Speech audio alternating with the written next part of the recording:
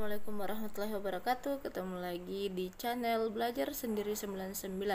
Oke, pada hari ini kita akan mempelajari materi SKI kelas 12 semester 1, yaitu strategi dakwah Islam di Indonesia. Nah, strategi dakwah Islam di Indonesia.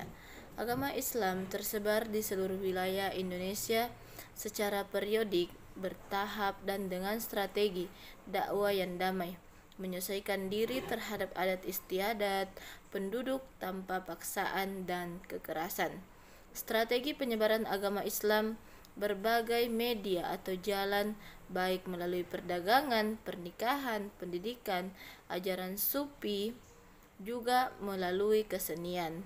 Hal inilah yang menyebabkan agama Islam mudah diterima.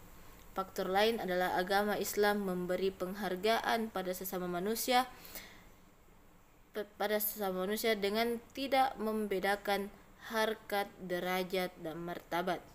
Menurut Uka Chandra Sasmita, proses masuknya Islam di Indonesia adalah sebagai berikut.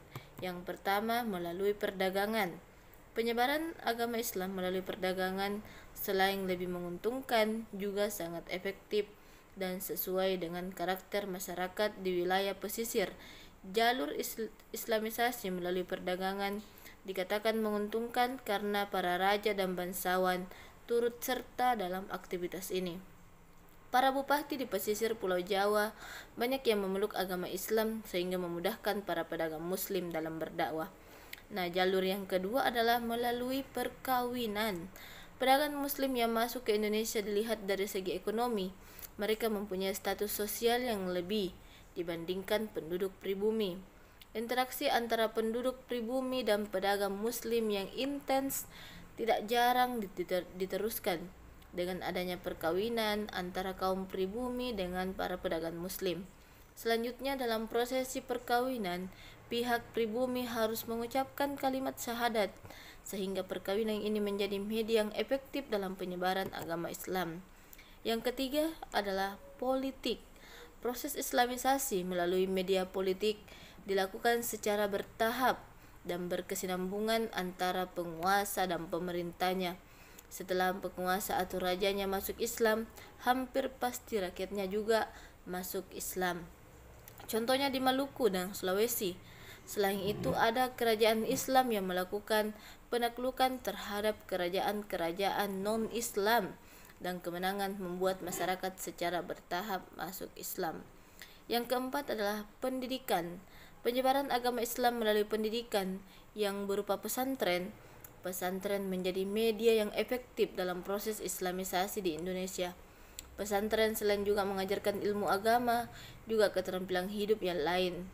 Selain itu juga menjadi tempat menempa ilmu untuk para calon juru dakwah agama Islam. Di antara lembaga pendidikan atau pesantren pada masa awal perkembangan Islam adalah pesantren yang didirikan Sunan Ampel dan juga Sunan Giri yang terkenal sampai Pulau Maluku. Yang kelima adalah kesenian. Islamisasi melalui kesenian yang paling terkenal adalah dengan mengadakan pertunjukan seni, gamelan dan wayang. Sebagaimana diketahui bahwa kesenian wayang dan gamelan digunakan Wali Sanga dalam mengembangkan ajaran Islam. Yang keenam adalah melalui tasawuf. Para sufi mengajarkan tasawuf yang diramu dengan ajaran yang sudah dikenal oleh masyarakat Indonesia. Seorang sufi biasa dikenal dengan hidup dalam kesederhanaan. Mereka selalu menghayati kehidupan masyarakatnya dan hidup bersama di tengah-tengah masyarakat.